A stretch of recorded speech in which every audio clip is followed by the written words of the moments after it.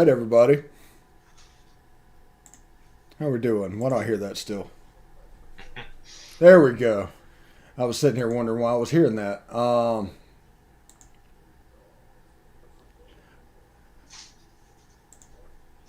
Okay. Okay, I can hear myself. Just a second.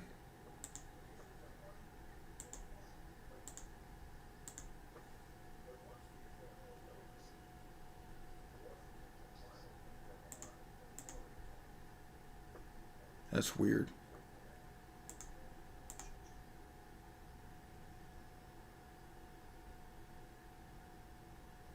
All right, I think we cleared that up. Maybe. If not, I may have to try and bully my way through a little bit. Uh, I know what the problem is. Hey, Kobe. I know what the problem is. There we go. I was had the live stream open on YouTube, so I was able to hear that as well. So that was really starting to mess with me. I was like, "Where is that coming from?" Anyway, welcome everybody to the inaugural kind of mashup right here with us and the Tide Talk podcast. Stacy Blackwood, Jake Thomas, who you know from Best in the West. We're going to talk about Ole Miss, Alabama. We're going to have some fun. I'm going to wear my Kiffin art shirt. And we're going to drink some beer and just have a good time tonight. How you doing, guys? Man, I'm doing great. I'm glad to be on here, Steven. I look forward to talking some Bama and Ole Miss. It's going to be an exciting game, and so I think the conversation is going to be exciting as well. Absolutely, man. Thank you for having us on, Stephen. Of course, thank you for all that you do on Willis Digital Media, and just bringing, just dishing out great content. Seems like you're doing something every day now, and so you're a busy man. So we appreciate that. Yeah, we're already seeing the chat have some life. Little Colby Pittman thing of Bama by 30.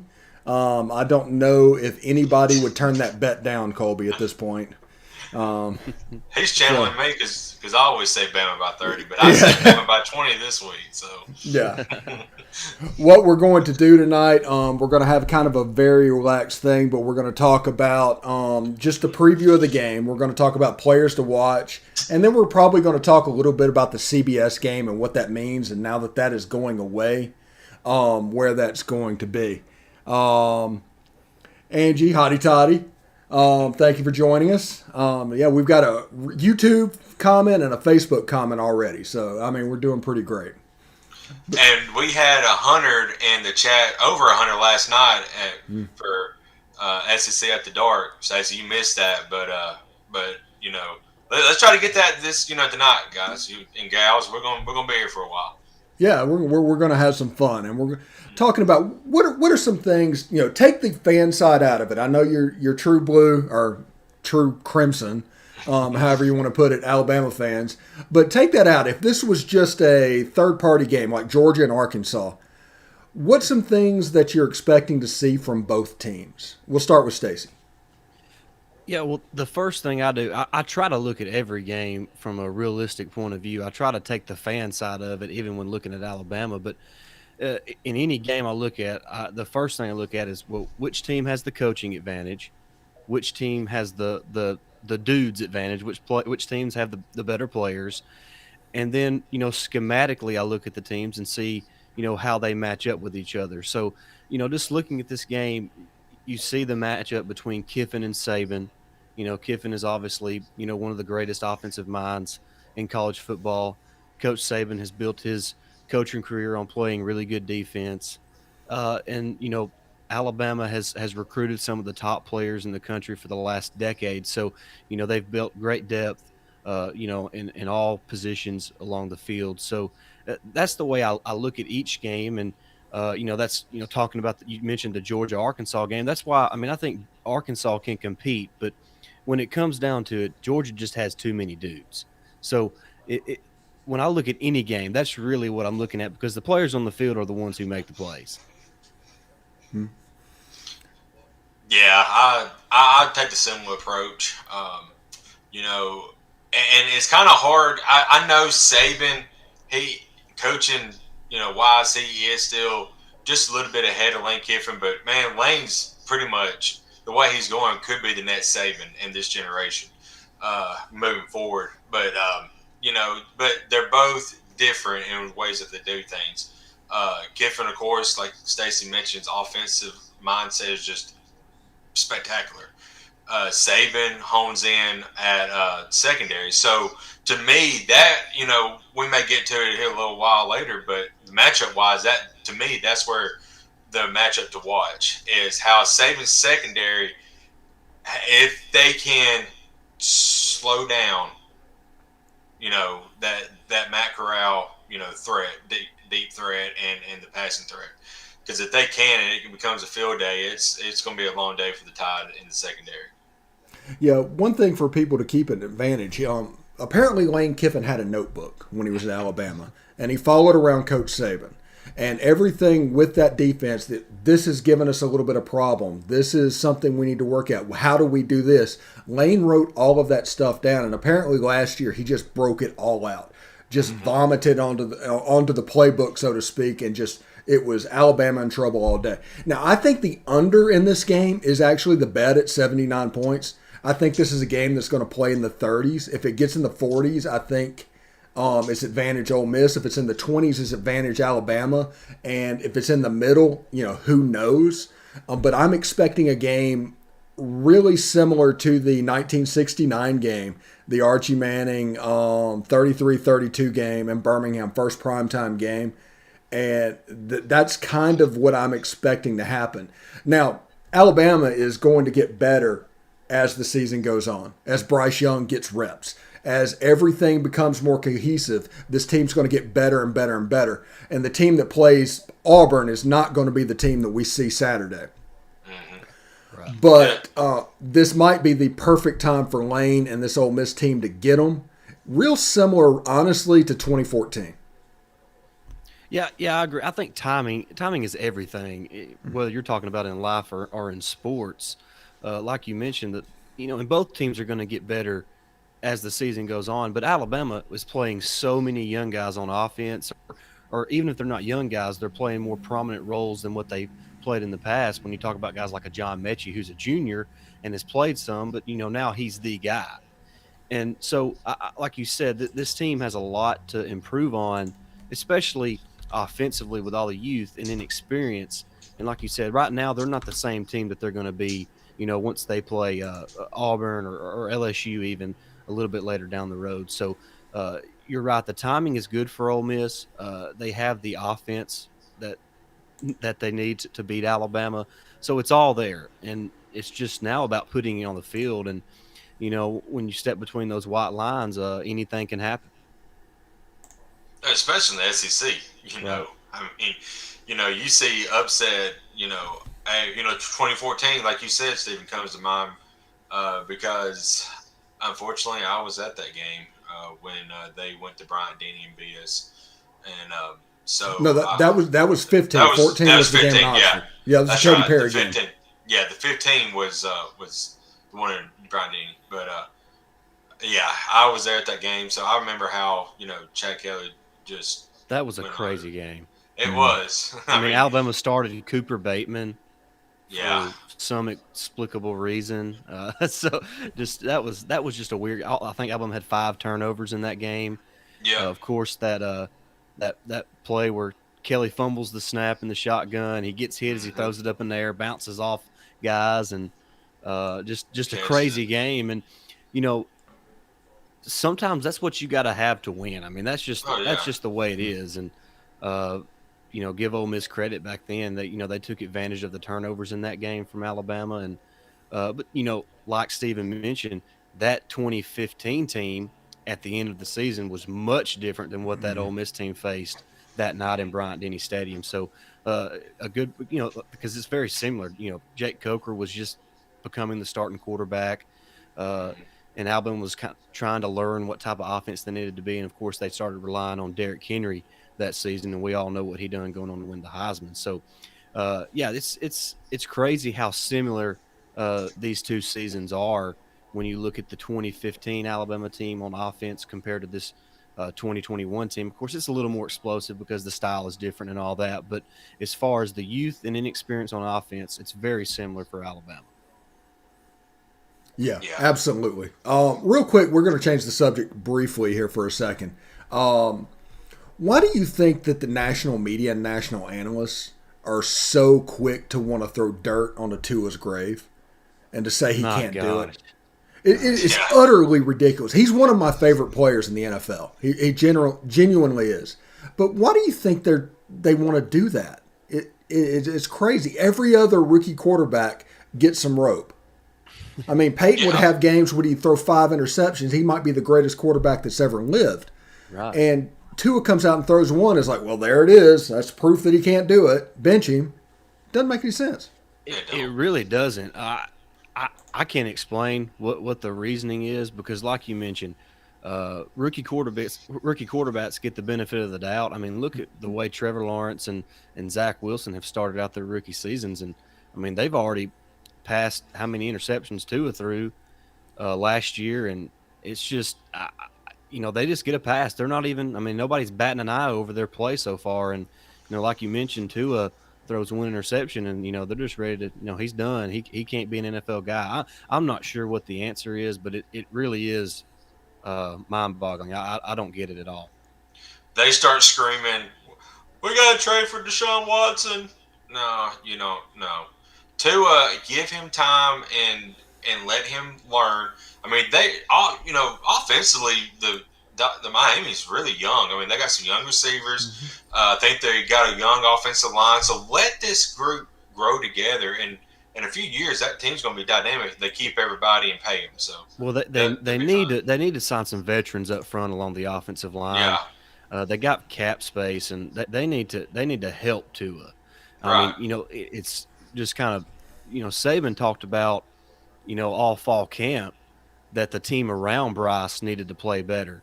Maybe it's not so much Tua right now. Maybe it's the guys around him needing to play better, especially the guys up front. They don't protect him the way they should. And like Jake mentioned, they are some young guys along that offensive line. But Miami needs to make some moves, getting some veteran and improving talent on the offensive line to help Tua.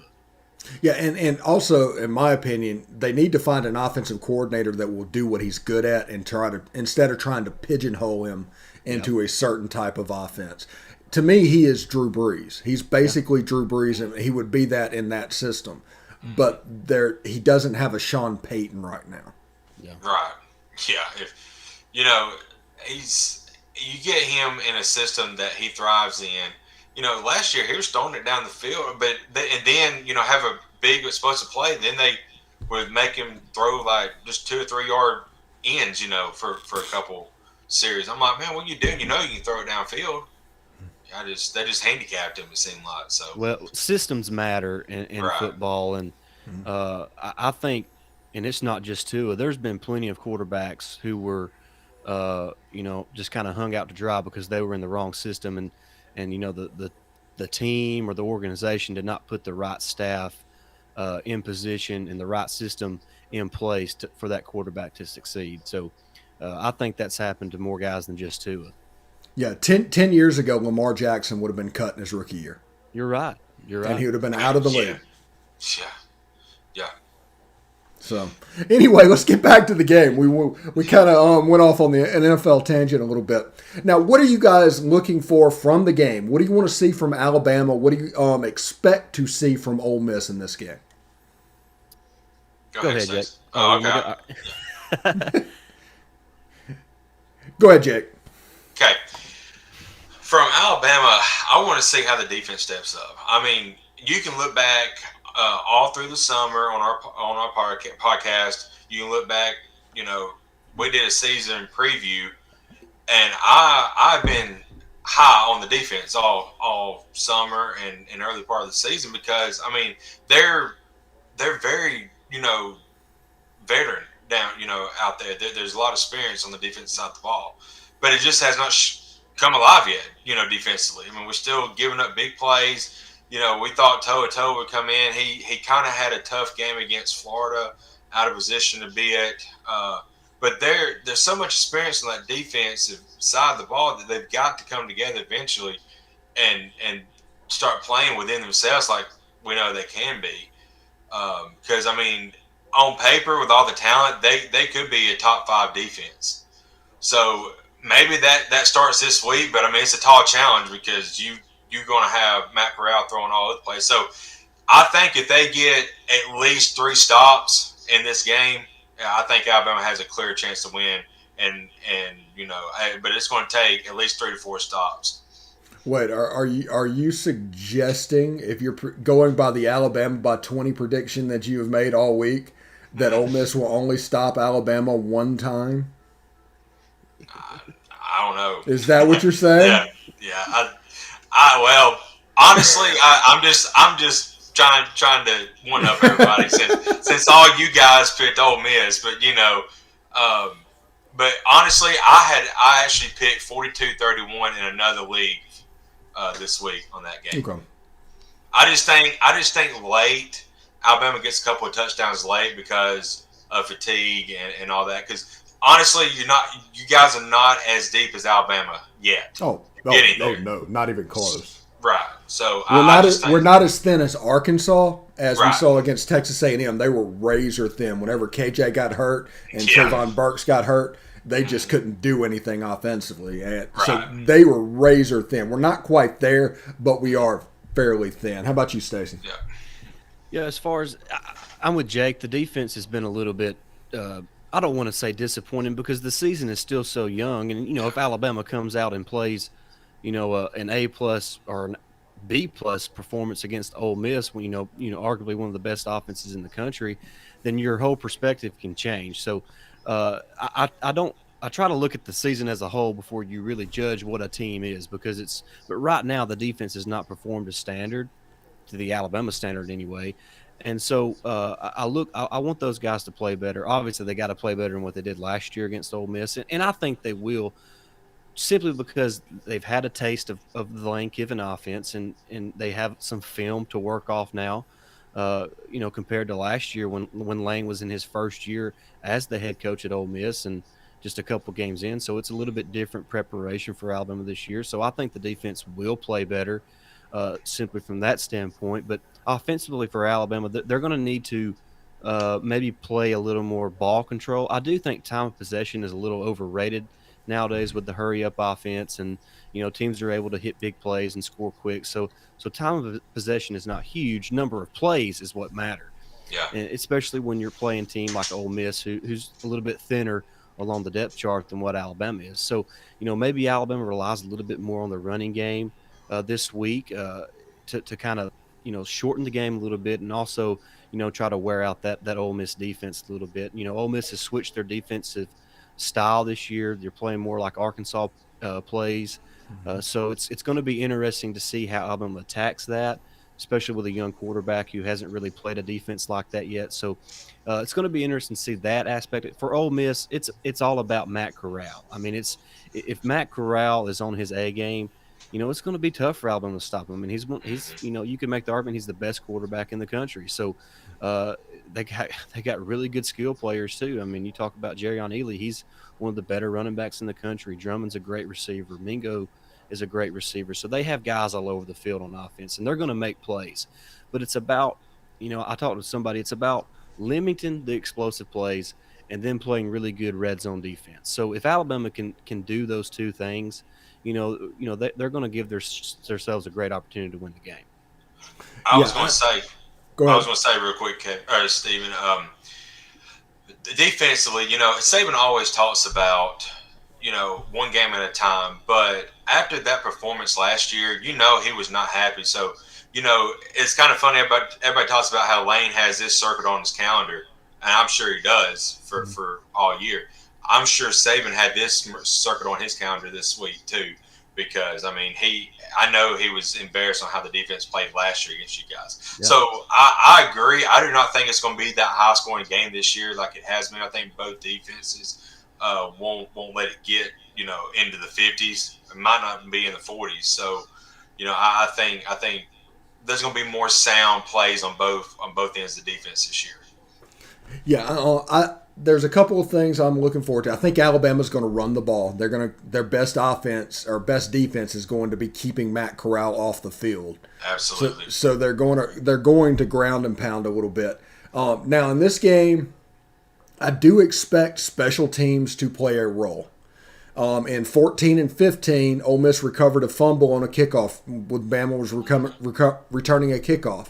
In 16, a punt return opened it up for Bama that allowed them to come back. Javonte Williams is averaging 7,000 yards a kickoff return right now and about 7,000 yards per reception. He's the game breaker. Everybody thought it was going to be John Mechie, but it's turned out as like I've already forgot the name. I think Jameson Williams.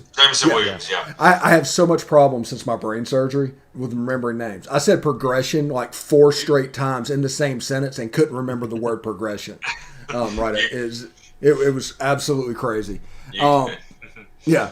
But that's the player that I'm actually really worried about. I'll sit here and think about the game and start to play it out in my mind and everything. And it's almost better just to kick the ball out of bounds.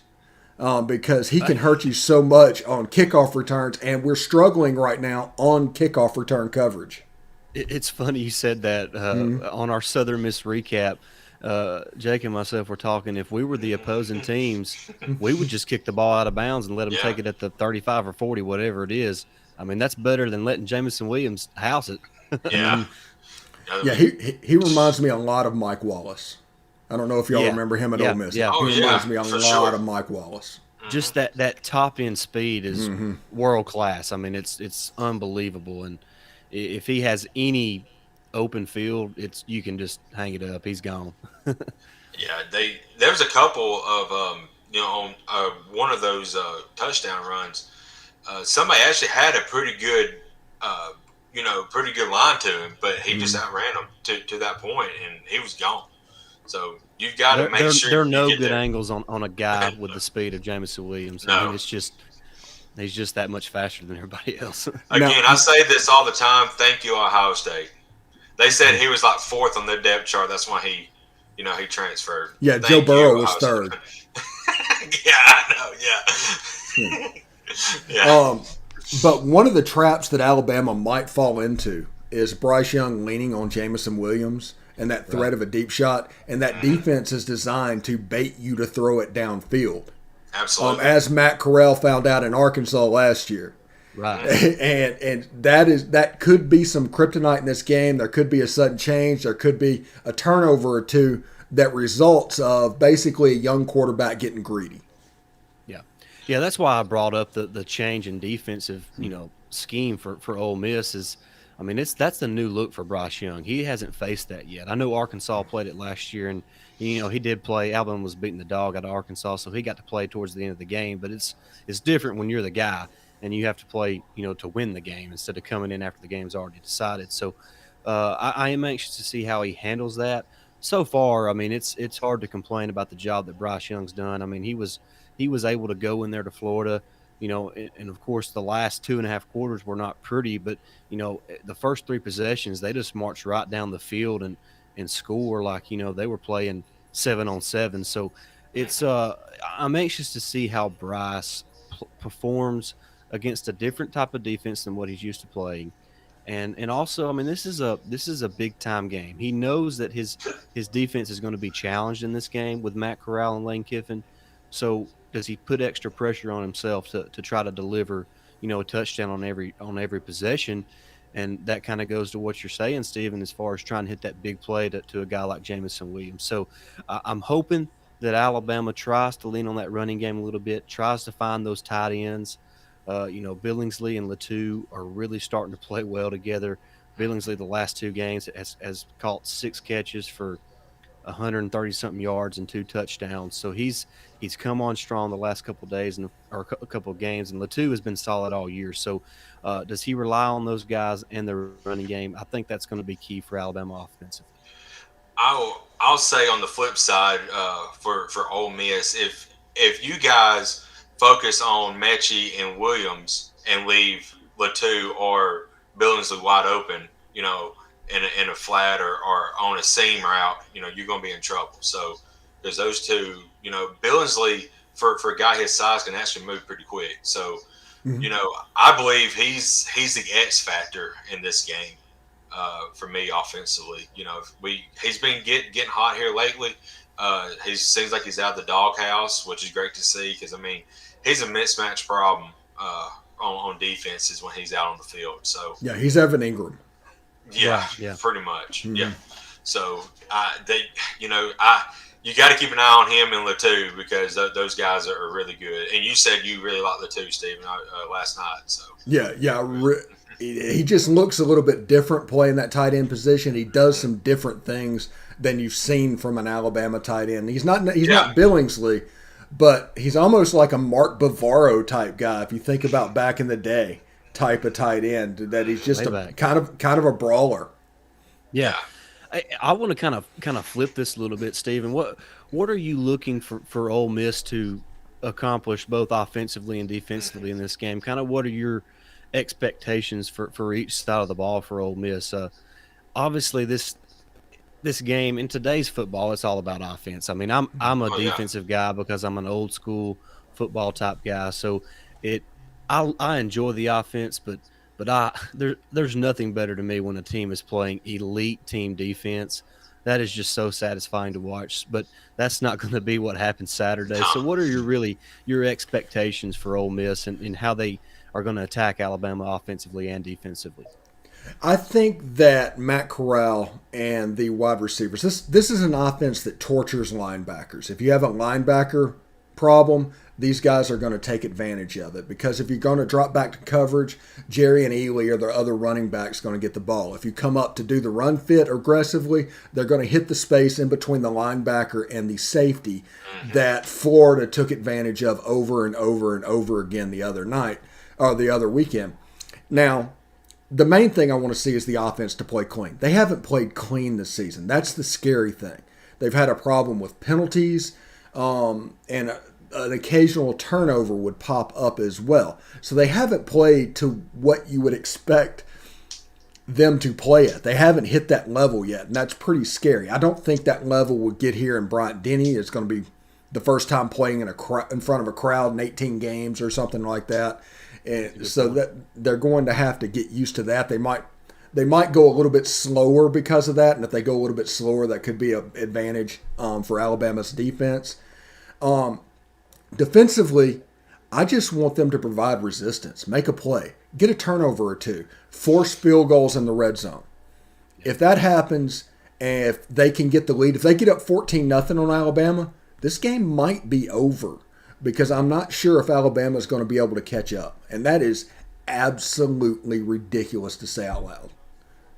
Yeah, but you're right because of once Alabama would start the defense would be reeling then. If they're down 14-0, then Bryce Young is going to be pressing. The offense is going to be pressing. So, yeah, I mean, that would be a bad situation for Alabama. Defensively for Ole Miss, who is – I mean, I haven't been able to watch Ole Miss yet this season, but a full game. Who is a guy defensively that's kind of the playmaker for the defense? Chance Campbell. He's come in and completely reworked that linebacker. Him and Lakia Henry. He basically shut down Malik Cunningham in week 1, just spying him as a linebacker, and caused all kinds of problem and just completely took their offense out of sync. Now, some of that is them not preparing for the defense that they saw. They just had to do it as it came. So at halftime, they were able to change a little bit and find some things that works. But they fell into that trap a little bit of going downfield because they got down so early. So that is the trap of this game. But Chance Campbell is the defensive guy to keep an eye on. Otis Reese is a former top 50 player, Georgia transfer. Extremely physical, box safety. And if Jacob Springer is healthy and plays in the game, we haven't actually seen the defense with both of those guys because it is set up to where both of our box safeties, Otis Reese and Jake Springer, at the line of scrimmage, which essentially makes a 5-man front and completely can change the way the defense plays. Yeah, I just lied. I watched that Louisville Ole Miss game. I just completely forgot about that game. That seems like forever ago. It does. When a team has an off week this early, you kind of forget about their season to that point. But I totally forgot about the Louisville game. Yeah, and I guess that's how I knew that they had changed their defensive scheme was watching that game. But yeah, I'm excited to see how. That's probably one of the most things I'm most excited about is how Bryce Young, Bill O'Brien, and that offense attack that defense, because it's different. I mean, really, Arkansas is one of the team that really introduced that type of defense to the SEC. So I think Iowa State is another team that plays that style of defense there in the Big 12. But yeah, I'm looking forward to Baylor that. got to a Sugar Bowl playing that defense. Right. That's Yeah, true. that's true. Yeah. And along the offensive line, I keep up recruiting a good bit. Ole Miss is so crazy, and it goes to show that offensive lineman is maybe the most developed position out of all the positions on the football field. Ole Miss's offensive line, all 5 of them are former 3-star players, but you could make the argument that right now they're a better offensive line than what Alabama is, and so Yeah, they're really good. yeah, they're a really good offensive line. So, but to me, it's not about the star ratings because the offensive line is so hard to evaluate because it's such a developmental position. I mean, when you're 17 years old and you're 6'6", 300 pounds, you don't know how to use that body yet. Right. I mean, it takes you a couple years, and so the offensive line. I just happened to look at, and I remember these guys being recruited and all this. I'm like, man, them are 5 different 3-star players, and they're one of the better offensive lines in the SEC. So it's just crazy how that works out along the offensive line. I think that's a big factor for Ole Miss in this game as well. Yeah, and also Orlando Amano playing center last year with Ben Brown playing center. That was 3 games into his center career playing that. Now he's a great right guard. He's not a center. A former All Pac-12 honorable mention guy comes in playing center, and it's improved the operation. Yeah. Now the snap can come back to the quarterback just a split second faster, and that's going to increase the timing even a little bit more and stress the defense, as opposed to somebody like Ben Brown who was forced to loop it in a little bit. Yeah. Yeah. Alabama's kind of had, and I remember last year in that game there was at least one bad snap in that for Ole Miss in that game last year. Cost them the game. Yeah, I thought that had happened, but yeah. So that's the offensive line is going to play a big role in this game. Of course, Ole Miss, they do take deep shots, but they do get the ball out quickly in some occasions too. So, but Jerrion Ealy is another guy for Ole Miss. I really like him. He's one of my favorite players in the SEC. I think what's crazy, he might be the most underrated player in the SEC. Maybe outside of the leading rusher in the SEC, Rodriguez up at Kentucky, who nobody talks about, and he just, he's leading the SEC in rushing. So I really like Ealy. I think he could be a difference maker in this game as well with the way that Florida was able to run the ball against Alabama. Maybe that's something that Ole Miss tries to exploit as well. Oh, they absolutely will. Ole Miss is there's a big misconception amongst people that Ole Miss is a passing team. Ole Miss is a 60% run team. There's more rushing attempts that Ole Miss has made this season than any other team in the Southeastern Conference. Yeah. So it's just Lane Kiffin does an excellent job, as you guys remember, that whenever you come up to try and mess with that run that's going to happen, he's going to double move you and take a shot over the top. There's about 10 plays a game that I call Lane Kiffin plays, and they're from that Norm Chow playbook designed to get a player open deep and basically try to win a one-on-one matchup on the outside. And that is where the passing yardage comes from. The rushing yardage is what kills you. Yep, you're right.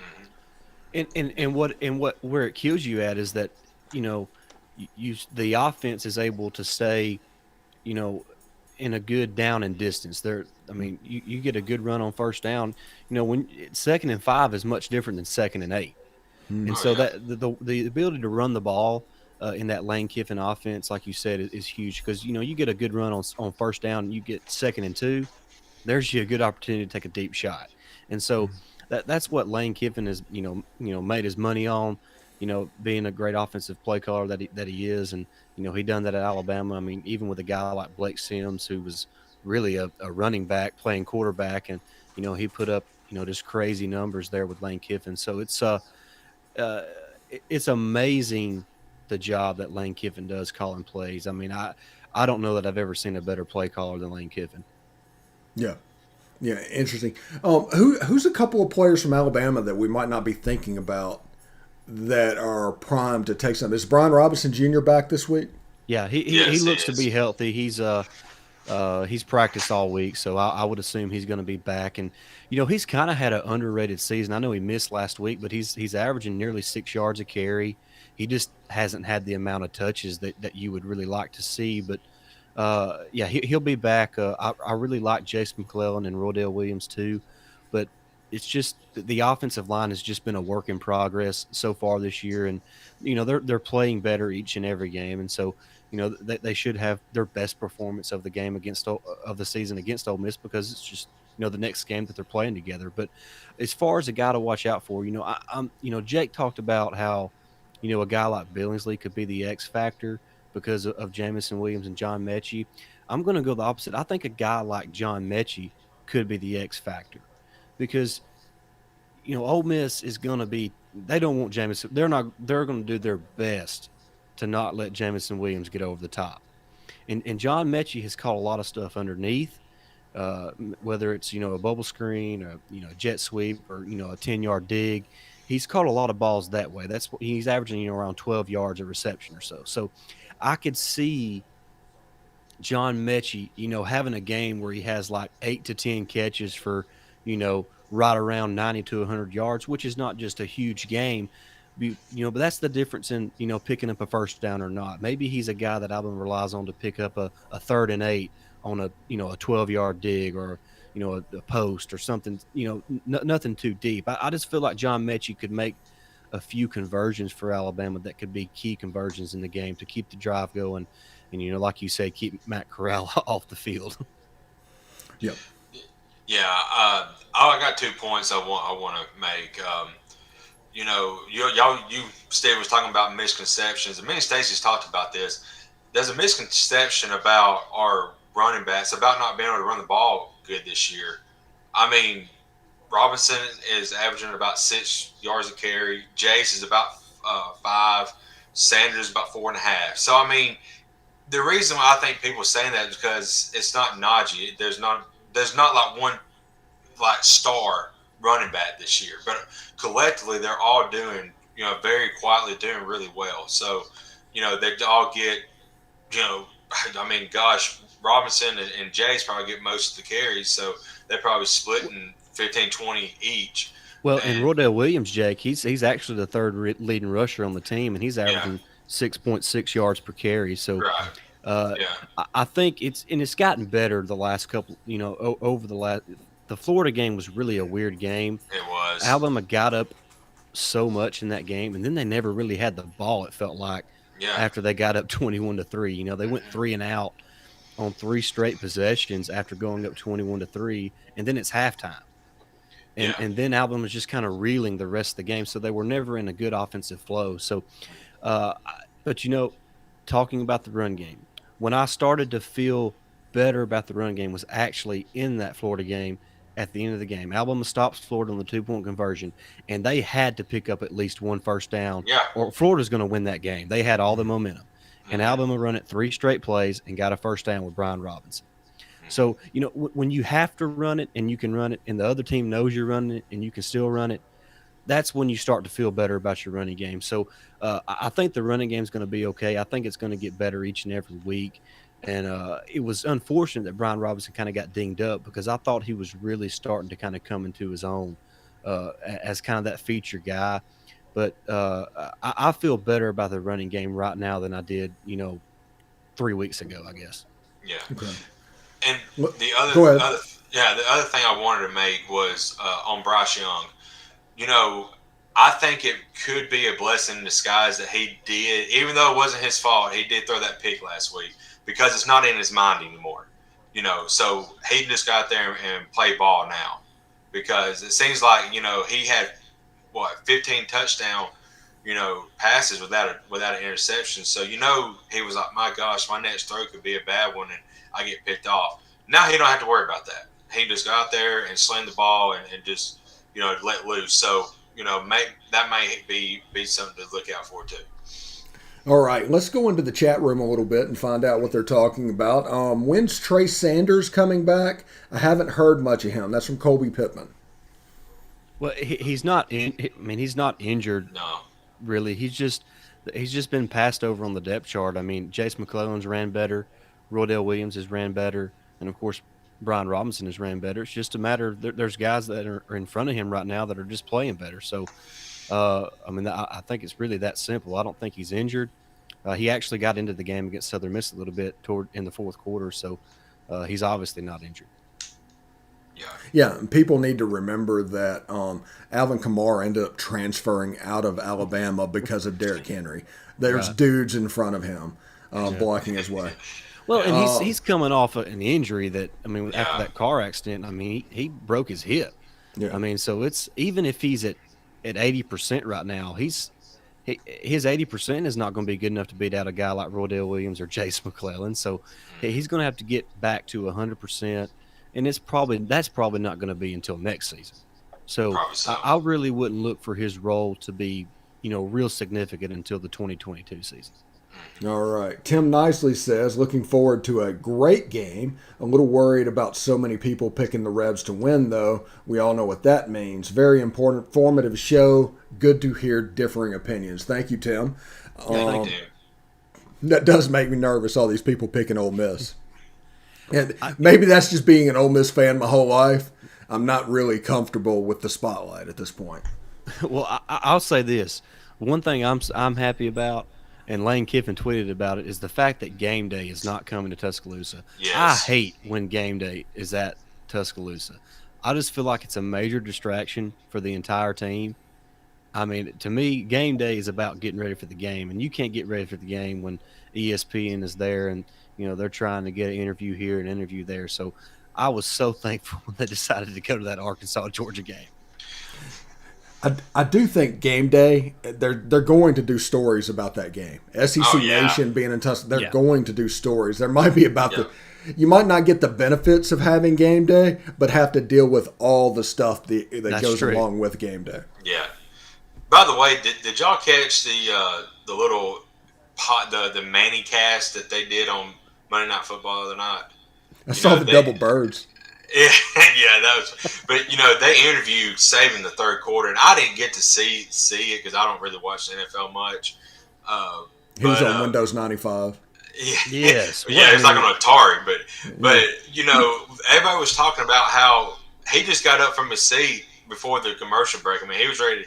He's like, I got game film to look at, So it was just pretty funny. But that's just Saban's character, He's focused on the task at hand, and he knows it's going to be a tough task this week. So, he's got to be all focused. So that's a little bit weird because you can see that Saban is genuinely concerned about this weekend. Oh yeah. There's a lot of times he plays lip service to whoever he's playing, but he just knows. But he's saying things like, "We need the fans to be in the stadium early and be loud." And it was like, "Whoa, this is kind of a new thing."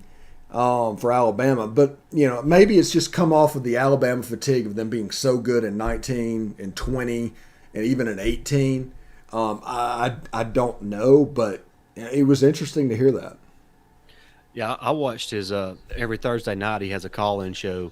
Hey, Coach, and he was, and I'll be honest with you, he was pretty chill tonight compared to most weeks. He was very relaxed. I'm not sure if it even means anything, but he just looked more relaxed than he did earlier this week. And he was really talking about how the preparation for Ole Miss is really what is so complicated because there's so many different ways that they can beat you. And he knows that Lane Kiffin is going to throw absolutely everything at him. Yeah. So I think the preparation is where Saban has been most concerned because it's probably been very time consuming. And I think he's probably just looking forward to getting to the game, regardless of how the game plays out. He's just ready to kind of get the preparation of it over with because it is such a tough preparation. I think he said during the show tonight that the team has practiced really well and they've been really focused, which was great because the last couple of weeks, he said that they've not their focus hadn't been there, especially during the week leading up to Mercer. So maybe Well, just if you maybe can't be focused for this game, then I'm not right sure what you're doing on scholarship at Alabama. I exactly. mean, or for Ole Miss either way. If you can't get yourself ready and prepared for this game, then what are you doing being a competitor at this level? So I that's mean just kind of my 2 cents on that. this game honestly has playoff implications because if Ole Miss beats Alabama, I think they beat everybody in the West, and then they play Georgia in the SEC championship game. And if Alabama wins, then they could still lose to Georgia, I think, and still get in the 14 playoff. So there's a lot right on this game. Yeah, I'm looking forward to it. I really am. And listen, Lane Gerbig on the chat asked, "Is it the hand and footwork? Why are the linebackers off at Alabama?" I just think it's just lack of execution. I'm people like to pile on Pete Golding, but and I guess in a way he is a little responsible for the execution of the players, but guys like Christian Harris and Henry To'oTo'o, they have no excuse not to execute. If they're not Right. executing, that's on them. I mean, they've Mm-hmm. played enough college football that they need to execute. And I don't want to be on here talking about college athletes, but I mean that's just the fact of the matter. I mean they've both played enough college football to know what they need to be doing. And if they're not doing what they need to be doing, then maybe that's where the change needs to be made, not the coaching staff. Yeah, I think schematically Alabama is doing what they need to do. I just think the execution has not been there for whatever Right. reason. Yep. Yeah, I think that offenses in general, we talk about Ole Miss's offense torturing linebackers. Most everybody that's running offense knows how to attack linebackers, and there's a way you can do it to where the linebacker can't be right. He's Right. going to make the wrong mistake. And Exactly. Henry To'oTo'o is coming in. These guys, they're extremely talented, but with what's going on, it's just putting them. They're taking a false step one way, which makes them a step slow getting to where they need to be, which causes an opening, which at the end makes it look worse than it really is. But it's all about the eye candy and the things that the offense is doing. Yeah, exactly. And I think first of all, I would not want to be an inside linebacker in today's college game. No. I mean, that's an impossible position. It really is. And so I'm with you there, Stephen. I think we may be asking too much of these guys to be perfect. So let's I think maybe cut them some slack. I mean, there's some great offenses out there. The whole game is geared for the offense to succeed. I Mm-hmm. mean, if you talk about the way the rules are made, it's all about the offense. So it's maybe cut the guys some slack and maybe not have such high expectations for defensive teams right now. Yeah. Absolutely. But Except for I, Georgia. Yeah. yeah. Well, Yeah. and the truth is, they are a great defense, but they haven't played an offense yet. I mean, who have they played that's going to test them? Yeah, they're Their playing a B best wins, minus. UAB. Yeah, they're playing a B minus version of Ole Miss this week. Right. Pretty Right. I mean, much. so I mean, even though this is really probably their toughest test of the season so far, if I don't know how healthy KJ Jefferson is uh, going into that game, it's still not the type of offense that like an Ole Miss has or an Alabama has. So I just I'm not trying to say Georgia don't have a great defense. So I don't want people to misunderstand me, but I would like to see them be tested by by somebody else. I mean, we all saw what Alabama did to that Georgia defense last year, and they were a great defense last year. But right now, elite offenses are going to beat elite defenses. It's just the way it is.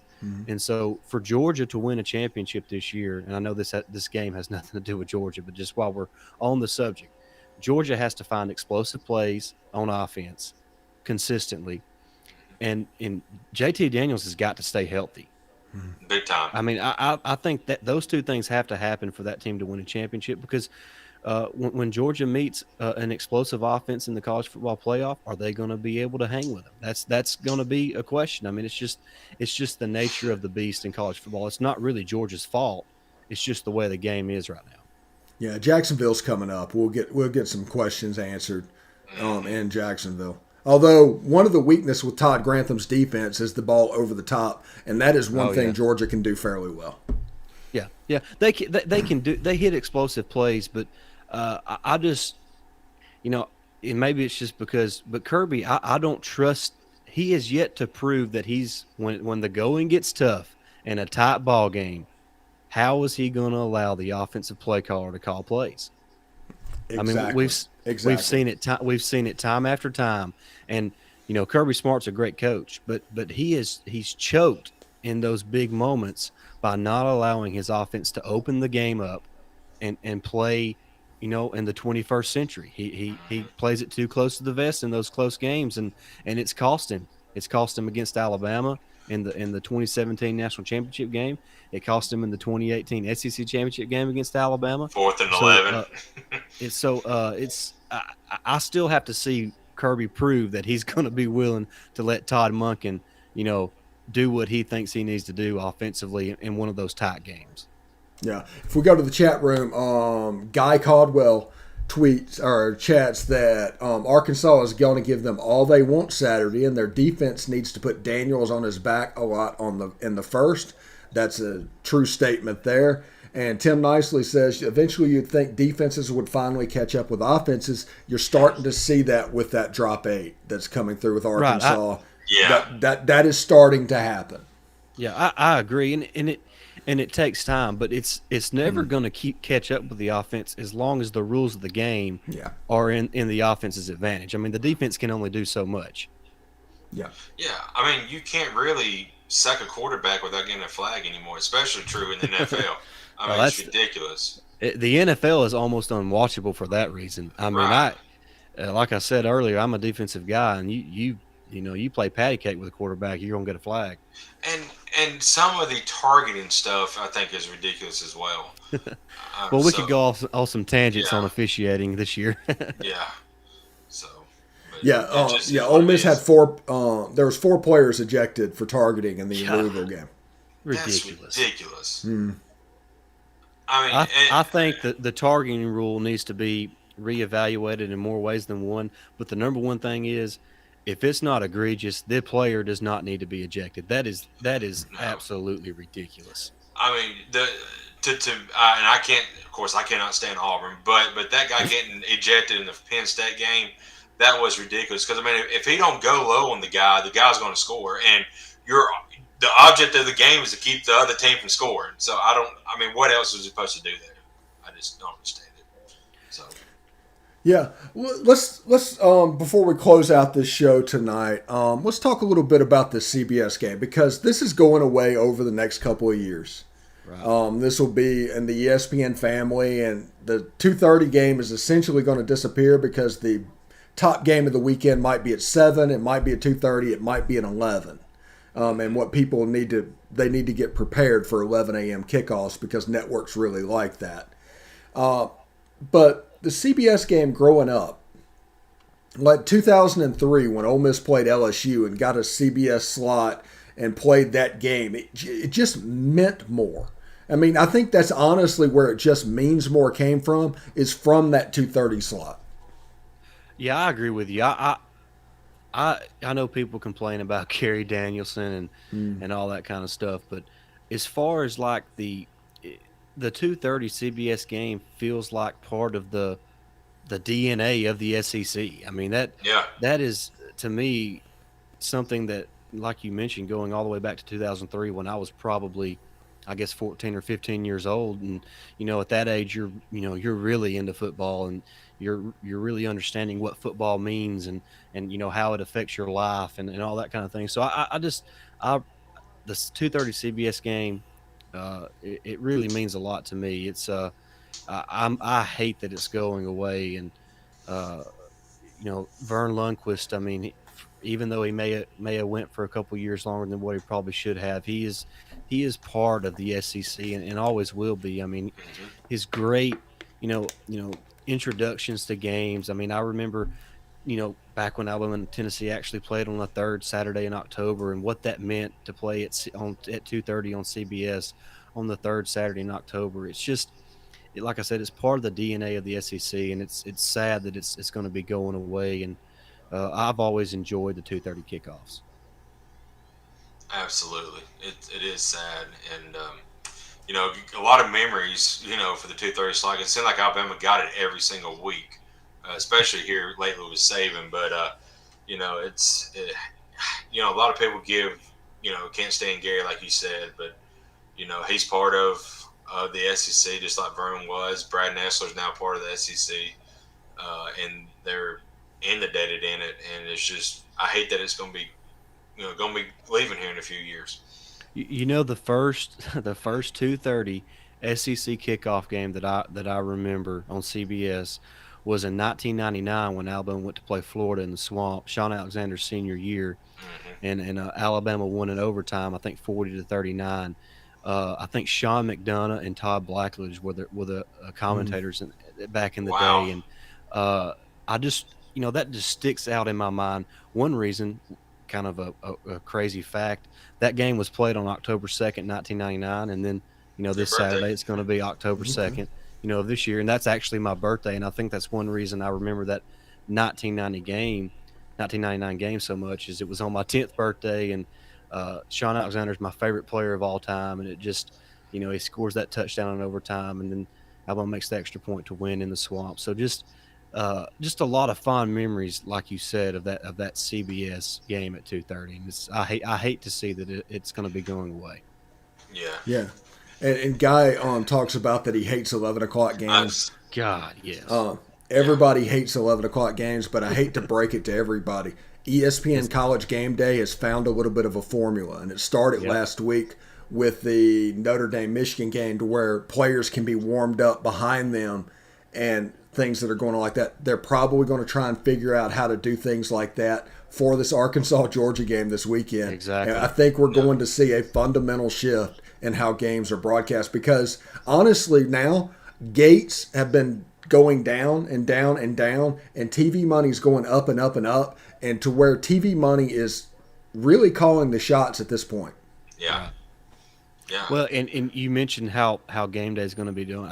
I want to say I read that this week in the Arkansas-Georgia game, the first, what is the program, 3 hours long? I think the first 2 hours of the program is going to be outside the stadium, and the last hour of the program of game day is going to be inside of Sanford Stadium. So I'm with you. I think they've kind of found their niche, and it's probably going to be something we see moving forward. And those 11 a.m. kickoffs, I would not want to try to get up and try to play a football game at 11 o'clock in the morning.